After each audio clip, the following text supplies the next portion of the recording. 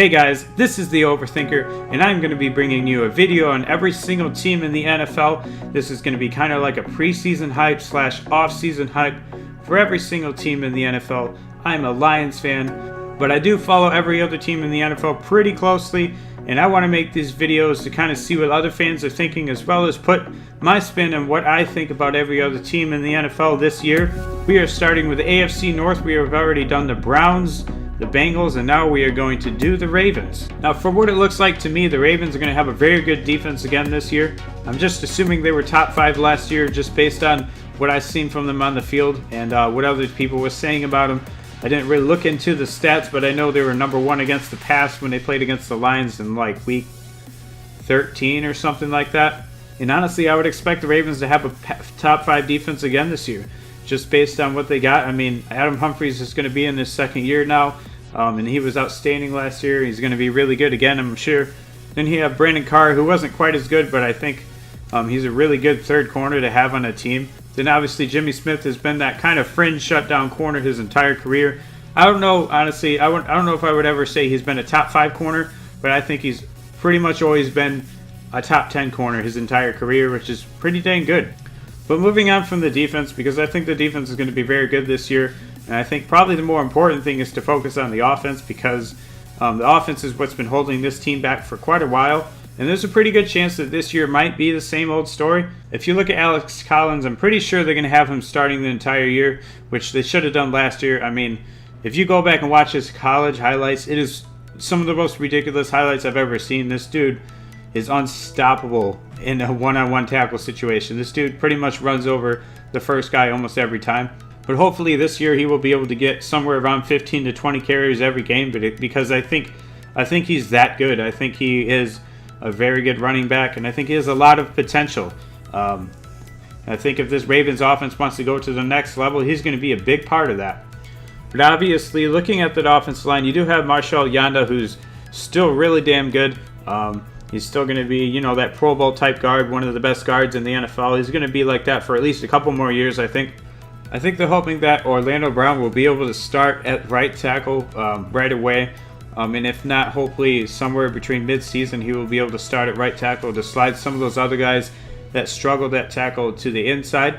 And honestly, I don't know what to expect out of Orlando Brown. I mean, he did run the slowest 40-yard dash in NFL history, but he also is an offensive lineman. And I will say, I mean, he did look pretty good in college. I mean, I'm pretty sure he was a consensus first-round pick before the Combine.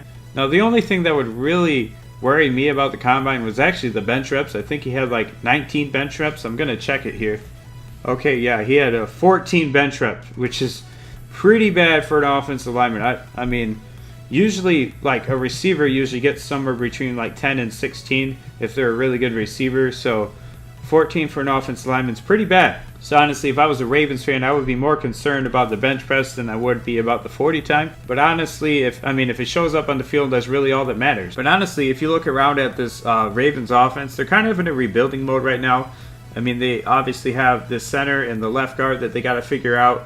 They also got to figure out the quarterback situation. If they want to win really any games this year, they got to figure out who's going to be starting after the first couple of weeks. If Joe Flacco gives them a chance to maybe squeak in the playoffs because certain things happen, then maybe that's what they're going to do. But, if they're struggling a lot, maybe they'll just throw Lamar Jackson in there the rest of the year to get him some more experience.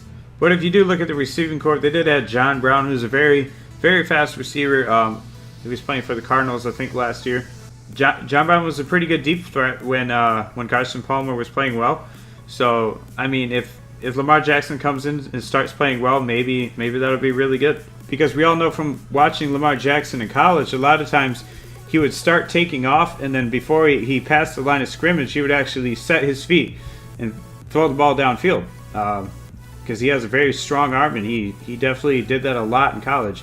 So maybe that's something that will work its way into this offense once Lamar Jackson gets comfortable calling plays. But I do think the addition of Michael Crabtree is a pretty good move.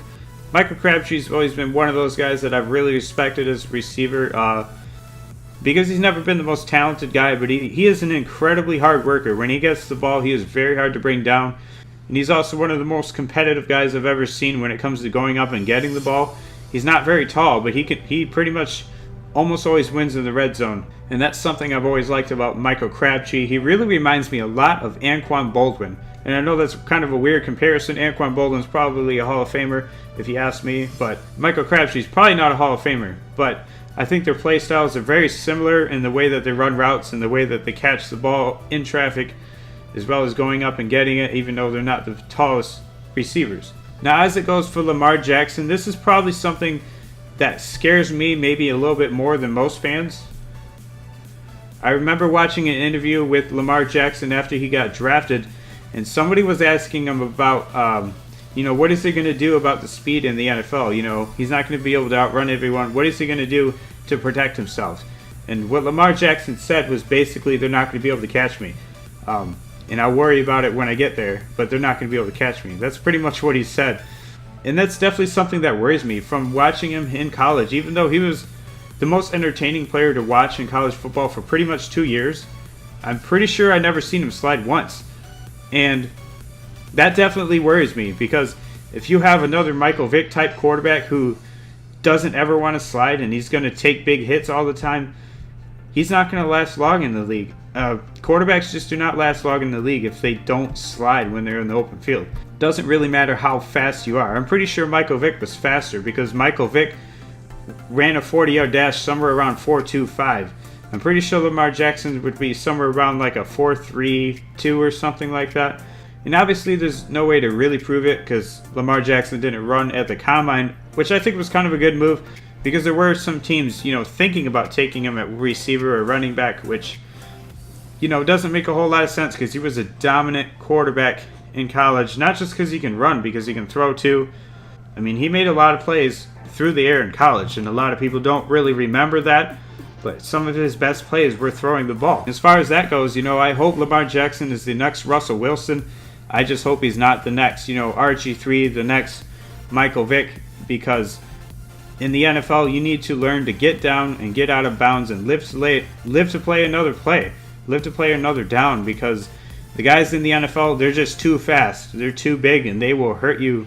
They will definitely hurt you if you try to take on those hits. And a lot of times in college, he would be able to make one move and pretty much run all the way into the end zone just by making that one move.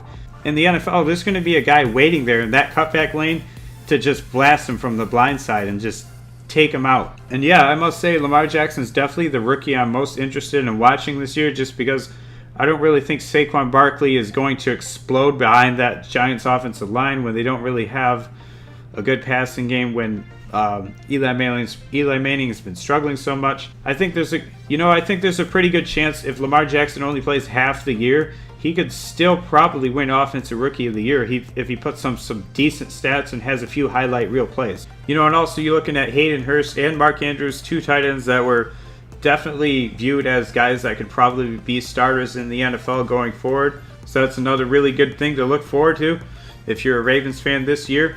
You got Lamar Jackson, who's probably going to be one of the more entertaining players to enter the league in quite a while.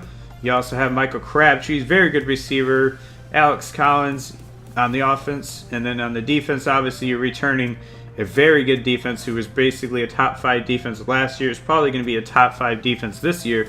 Probably from the Ravens, I would probably only expect somewhere between like 7 and 9 wins this year, just because I'm assuming they're going to start Joe Flacco, at least to start the year. And if Flacco struggles, that's when they're going to start bringing in Lamar Jackson. And yeah, I guess the Ravens don't look like a team that'll probably make the playoffs this year. But in the next couple years, I think there's a very good chance, if Lamar Jackson becomes the type of player that a lot of us think he can, and if you combine that with a very good defense and a pretty good running game, I think there's a very good chance that the Ravens will make their way towards the top of the AFC North again. And yeah, this is my opinion, guys. If you're a Ravens fan, go ahead and let me know down in the comments what you think about this video, what you think about your team in general this year, next year, and the year after, what you think about Lamar Jackson. What is he going to look like when he comes into the game? How long is the leash going to be on Joe Flacco? What is this offensive line going to look like? As well as this defense, do you think this defense is still going to be a top 5 defense? I definitely think they're still going to be very good. But what are your thoughts on that? But other than that, guys, I hope you'd enjoyed this one. Thank you for watching and have a great day.